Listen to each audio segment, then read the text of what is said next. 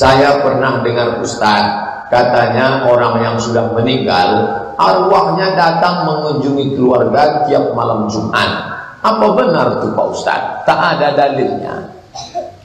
Tak ada dalil. Tak pernah Nabi mengatakan orang mati itu dapat liburan malam Jumat, cuti balik ke rumah. Tak ada. Rekreasi tak ada. Lalu roh itu di mana letaknya? Kalau nanti Abdul Somad mati, rohnya kemana? Ruh orang baik tempatnya illiyin, ruh orang jahat tempatnya sijjin. Dua saja. Begitu dalam kitab Roh ditulis Ibnu Qayyim Al-Jauziyah, murid Imam Ibnu Taimiyah. Yang baik illiyin, yang jahat sijjin. Tapi Allah punya kuasa mengirimkan roh itu untuk masuk balik ke dalam kubur di saat-saat tertentu.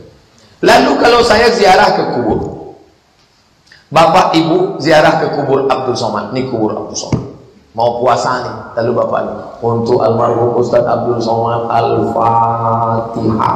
Apakah Abdul Somad tahu Bapak Ibu ziarah? Tahu, walaupun dia tak ada di situ. Dari mana dia tahu?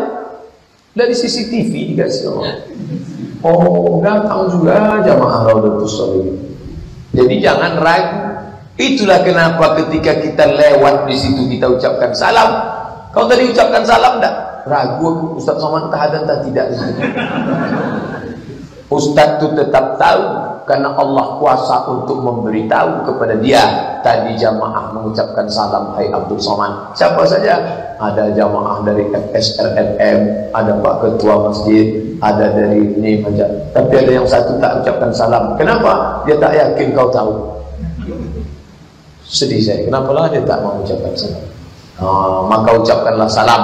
Masalah dia berada tak berada di tempat, dia tahu. Jam-jam berapa aja dia ada di situ Pak Ustaz. Belum pula ada bocoran jam itu berapa. Bocoran maklumat tentang alam barzakh itu hanya dari mulut Muhammad sallallahu alaihi wasallam. Bocoran pertanyaan di padang mahsyar dikasih tahunya umur, ilmu, badan, masa muda. Yang lain tak dikasih tahu. Maka ilmu tentang akhirat itu disebut dengan sam'iyat.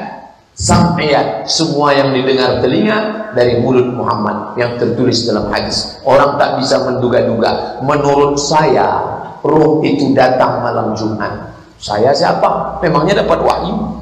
Kalau ada ustaz nanti katakan, menurut saya, roh itu balik malam Jumat. Itu dia dapat wahyu. Satu sel sama Lia Eden dan Ahmad Musadik. Ustaz, tetangga saya mendapatkan punya kelebihan yang menyiksa dirinya sendiri. Itu bukan kelebihan, kekurangan tuh.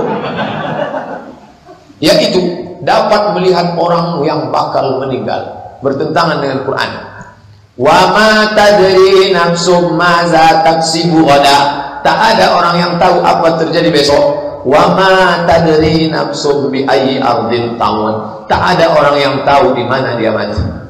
Kalau sudah bertentangan sama Quran, jangankan bertentangan sama Quran, kata Imam Syafi'i, kalau bertentangan dengan hadis campakkan, apalagi bertentangan dengan Quran. Jika dia berbicara melihat manusia yang mau meninggal, dia melihat orang tersebut tak ada kepalanya. Apakah ini kelebihan dari Allah? Ini datang dari setan. Dia sedang diganggu jin, maka dia mesti diobati dengan ruqyah. Bawa dia ke ruqyah. Nanti Ustadz Saifullah membuat ruqyah masal gratis, tak bayar. Minta acaranya di ARSY, Asosiasi Ruqyah Syariah Indonesia. Siapa yang bisa nengok Nyi Blorong, Mak Lampir, Suster Ngesot, maka matanya dimasuki jin. Jin itulah yang memantul bisa nengok. Maka jin itu mesti diusir. Kalau datanglah jin, pas saya berzikir datang jin, hai Abdul Somad, maukah aku masuk ke matamu supaya kau bisa nengok setan? Tak usah. Apa untungnya? Apa untungnya kalau bisa nengok setan? Jadi masalah ini banyak sudah ngaku ke saya, tak satu dua orang. Ada yang mengaku menengok sundel bolong, gondorwo. Saya bilang ruqyah. Yang satu lagi di dekat Purna MTQ, tak boleh sebut namanya. Pak Ustaz, saya mau tanya Pak Ustaz, ini pertanyaan serius, tak bisa depan orang banyak. Oke, nanti pas semua balik kita berdua. Saya nih ikut kelompok zikir Pak Ustaz, megang tasbih kayu. Setelah ikut nih saya bisa menengok semua yang ada di balik-balik dinding. Semua yang tersembunyi bisa saya nampak. Ayo. Ayo. Baiklah. Dalam ilmu tasawuf ada namanya kasyaf. Ketika tirai tadi tertutup, saya tak nampak siapa yang ada di balik tirai. Ketika tirai terbuka, namanya kasyaf. Kasyaf itu tidak dipelajari, Allah kasih kepada si hamba. Dan dia tak bisa diulang-ulang. Kalau Allah berkehendak, bisa nampak. Kalau tidak, tak bisa. Umar pernah kasyaf. Ketika dia sedang khutbah, ya Sariyah Jabal, di atas mimbar, ya Sariyah Jabal, ya Sariyah Jabal. Sariyah itu nama tentara, panglima perang. Sariyah sedang perang di Nahawan. Jarak dari Madinah ke Nahawan sebulan perjalanan. Sariyah mendengar pesan Umar. Hai Sariyah, bersembunyi ke balik bukit. Itu kasyaf. Tak bisa diulang, tak ada siaran ulangan, live. Tiba-tiba ibu ini mengatakan, aku bisa tahu tamu yang mau datang. Saya bilang, kasyaf terbagi dua, kasyaf Rabbani, kasyaf ilahi, kasyaf syaitani. Bagaimana cara membedakannya? Jawab jujur. Setelah ibu bisa menengok balik-balik dinding, tahu tamu mau datang, makin ingat sama Allah atau makin lupa? Jawab. Makin lupa Pak Ustaz, setan. Cepat ruqyah, dia datang. Jangan sangka setan menggoda berzina, jangan sangka setan berzoda minum khamar. Di dalam zikir pun dia datang. Makanya orang yang ikut zikir harus mengikut mursyid. Orang yang tak bermursyid, mursyid itu penunjuk jalan, guide, dikhawatirkan dia nyasar. Karena dalam dunia spiritual susah membedakan antara Tuhan dengan hantu. Tuhan.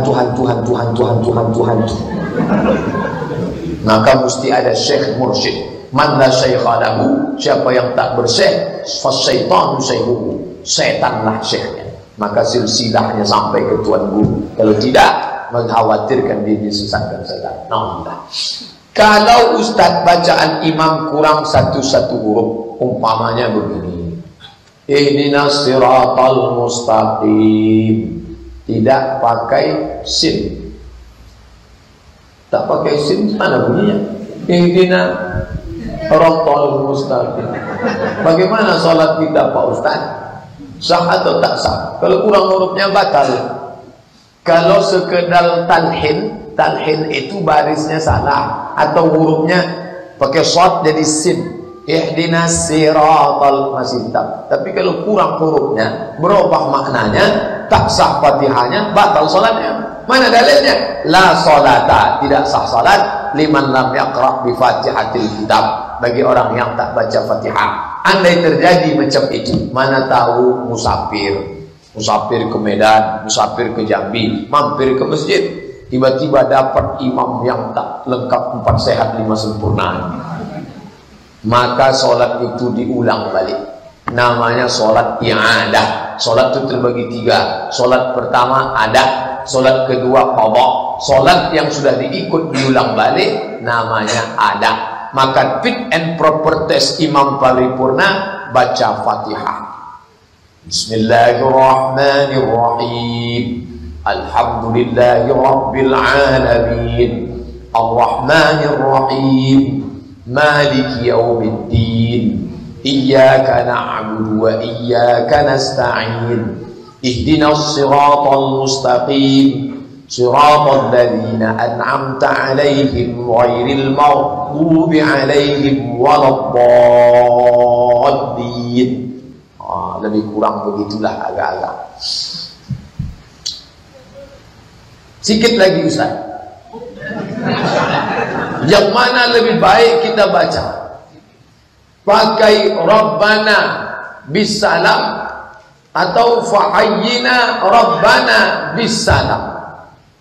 Fahayyina, fa maka, hayyina hidupkanlah kami, Rabbana ya Tuhan kami, bisalam dengan keselamatan. Fahayyina Rabbana bisalam. Itulah. Dua lagi Ustaz. Yang mana lebih baik kita baca? Rabbana sighara, Rabbayani saghira, Rabbayana saghira. Yang pertama, Rabbana ighfir lana dzunubana wa liwalidayna warhamhuma kama rabbayana shaghira. Betul. Yang kedua, Rabbana ighfir lana dzunubana wa liwalidina warhamhum kama rabbawna shighara. Betul.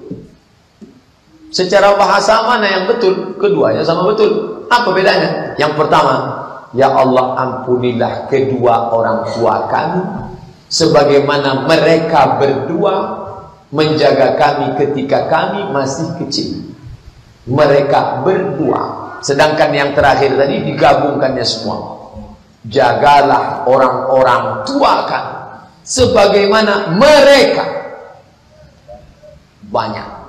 Mak saya, mak ibu, mak bapak, mak semua di kampung. Kalau yang pertama tadi tidak, jagalah kedua orang tua kami, dua orang tua bapak, dua orang tua saya, dua-duanya sama benar.